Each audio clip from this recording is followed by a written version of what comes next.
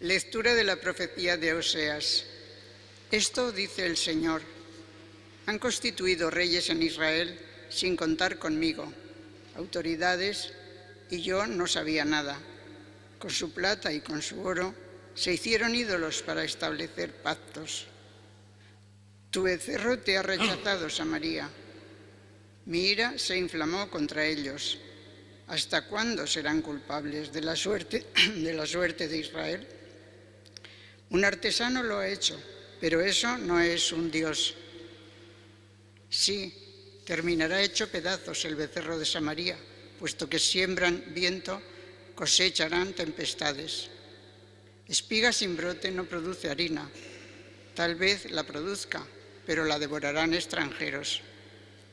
Efraín multiplicó los altares de pecado, y fueron para él altares de pecado. Para él escribo todos mis preceptos, son considerados cosa de otros. Sacrificios de carne asada, sacrificaron la carne y se la comieron. El Señor no los acepta, tiene presente su perversión y castiga sus pecados, deberán retornar a Egipto. Palabra de Dios. Te alabamos, Señor. Israel confía en el Señor. Israel confía en el Señor. Nuestro Dios está en el cielo, lo que quiere lo hace. Sus ídolos, en cambio, son plata y oro, hechura de manos humanas. Israel confía en el Señor. Tienen boca y no hablan, tienen ojos y no ven, tienen orejas y no oyen, tienen nariz y no huelen. Israel confía en el Señor. Tienen manos y no tocan, tienen pies y no andan. Que sean igual los que los hacen, cuantos confían en ellos. Israel confía en el Señor. Israel confía en el Señor. Él es su auxilio y su escudo. La casa de Aarón confía en el Señor. Él es su auxilio y su escudo. Israel confía en el Señor. Aleluya, aleluya, aleluya. Yo soy el buen pastor, dice el Señor, que conozco a mis ovejas y las mías me conocen. Aleluya, aleluya, aleluya.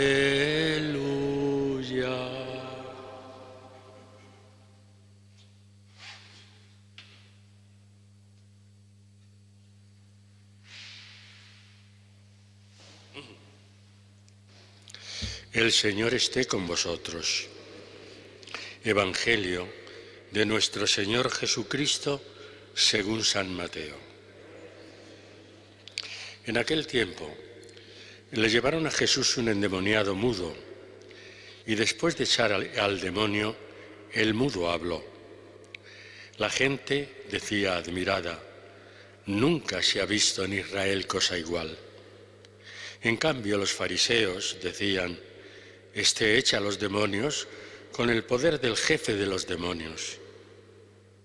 Jesús recorría las ciudades y aldeas, enseñando en sus sinagogas, proclamando el Evangelio del reino y curando toda enfermedad y toda dolencia. Al ver a las muchedumbres, se compadecía de ellas, porque estaban extenuadas y abandonadas, como ovejas que no tienen pastor. Entonces dice a sus discípulos: la mies es abundante, pero los trabajadores son pocos. Rogad, pues, al Señor de la mies que mande trabajadores a su mies. Palabra del Señor. Sentaos un momento.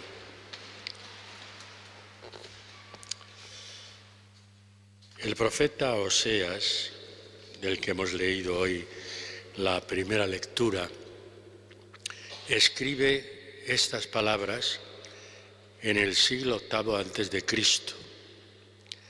Ya el reino de Israel está dividido en dos.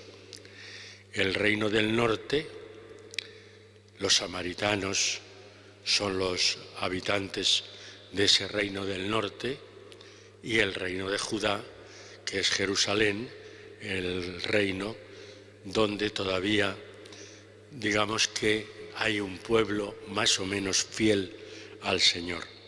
No ocurre así en el reino del norte, como hemos escuchado hoy en estas palabras del profeta Oseas. El propio Oseas denuncia el pecado del pueblo. Les hace ver que no solamente no han sido fieles al Señor, sino que han cometido el peor de los pecados que se podía cometer en aquellos tiempos, que es el pecado de la idolatría. Han constituido reyes en Israel sin contar conmigo, autoridades, y yo no sabía nada. Con su plata y con su oro se hicieron ídolos para establecer pactos. Tu becerro te ha rechazado, Samaria. Y les viene a decir eso. Están adorando a becerros de oro, están adorando a ídolos. Eso no es lo que el Señor a lo largo de la historia les ha ido revelando. Les ha ido revelando que Yahvé, que Dios, es el único Dios y que les acompaña en su caminar. Los ha sacado de Egipto, les ha dado la libertad. Sin embargo, ellos no hacen caso de esas obras de Dios y se echan en brazos de ídolos o de dioses extranjeros, extraños. Terminará, dice el profeta, hecho pedazos el becerro de Samaria, puesto que siembran viento, cosecharán tempestades.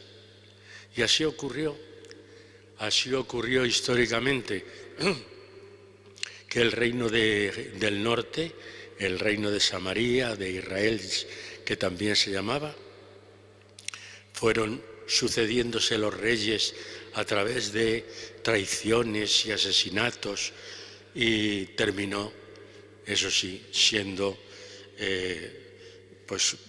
tomado por pueblos extranjeros. Así dice el Señor no los acepta por el pecado que han cometido, tiene presente su perversión y castiga sus pecados. Deberán retornar a Egipto, es decir, a la esclavitud. El Señor ha estado grande con ellos, ha estado fuerte con ellos, pero ellos le han dado la espalda a Dios. Y por eso merecen castigo, y por eso el profeta Oseas anuncia ese castigo para el reino del norte. Un reino que, como digo, terminará siendo absorbido por pueblos extraños, extranjeros, pero que en el Salmo que hemos leído, el Salmo responsorial, vuelve a decir, es el Salmo 113, que vuelve a decir, Israel confía en el Señor. Y denuncia todo esto que estamos diciendo. Tienen boca y no hablan, tienen ojos, habla de los ídolos. Tienen ojos y no ven, tienen orejas y no oyen, tienen nariz y no huelen, tienen manos y no tocan, etcétera, etcétera. Es decir, esos son los ídolos a los que el pueblo del norte se ha entregado. Y por el contrario termina el Salmo diciendo, pero Israel confía en el Señor, Él es su auxilio y escudo.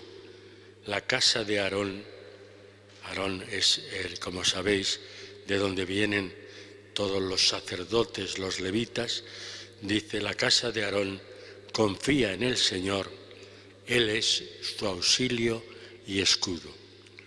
Bueno, pues eso que termina cantando el salmista es lo que también nos llega hasta nosotros. Confiemos en el Señor. Demos gracias a Dios por todos los bienes que nos ha dado y por todos los bienes que ha realizado en nuestras vidas. Y como dice el Evangelio, que acabamos de escuchar. Jesús va curando no solamente el alma, sino los cuerpos. En este caso, cura a un endemoniado mudo, que al que echa el demonio, dice, y el mudo habló.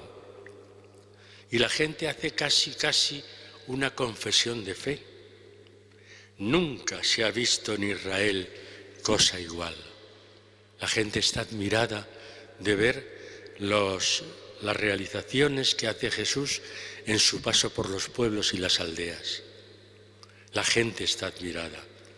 Pero siempre hay un grupo que no acepta ni las palabras, ni las enseñanzas, ni los actos de Jesús. Y son los fariseos. Los fariseos decían: este echa a los demonios con el poder del jefe de los demonios. Siempre buscan de forma retorcida la obra que hace Jesús, porque en el fondo no la aceptan, porque la rechazan, porque no pueden ver a una persona del pueblo, como es Jesús, que vaya por los pueblos y aldeas realizando esas obras admirables. Ellos no pueden aceptar eso porque se creen que ellos son los únicos herederos, los únicos que tienen el legado del propio Dios. Ellos son autosuficientes, ellos interpretan la ley y ellos dicen: este lo hace bien y este lo hace mal. Y claro, no aceptan lo que Jesús realiza. Pero a pesar de eso, como dice el Evangelio, recorría todas las ciudades y aldeas, enseñando en las sinagogas, proclamando el Evangelio del reino y curando toda enfermedad y toda dolencia.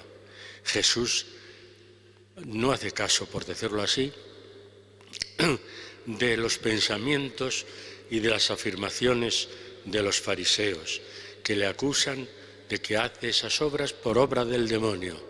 Jesús va haciendo el bien, y va haciendo el bien por los pueblos y aldeas, predicando el reino de Dios. Y ahora viene también ese aspecto tan humano de Jesús. Al ver a las muchedumbres, se compadecía de ellas. Jesús, al ver a la gente que necesita, que sufre, que busca algo que dé sentido a sus vidas, se compadece de ellos, porque Jesús es humano y Jesús siente lo que siente la gente, y por eso se compadecía de ellos, porque estaban extenuadas y abandonadas como ovejas que no tienen pastor. Y ahora viene el deseo que él mismo anuncia y pide a sus discípulos. La mies es abundante, pero los trabajadores son pocos. Y no dice: trabajad para que haya más trabajadores. No, no dice eso. Dice: rogad, orad al Señor de la mies que mande trabajadores a la mies. El mandar trabajadores, el mandar gente que anuncia el reino, no deja de ser un don de Dios. Un don que nosotros hemos recibido en el bautismo, que es el propio Espíritu de Jesús,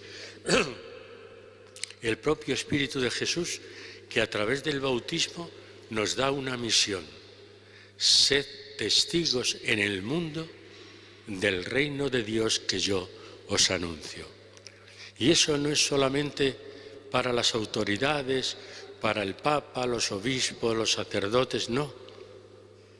Esa es la misión de todo cristiano, de todo aquel que ha recibido por el bautismo la misión de ser testigo del amor de Dios en el mundo, testigo del anuncio del reino, testigo de Jesucristo, que nos trae la justicia, el amor y la paz a los pueblos. Todo eso hoy es tan necesario o más que en aquellos tiempos.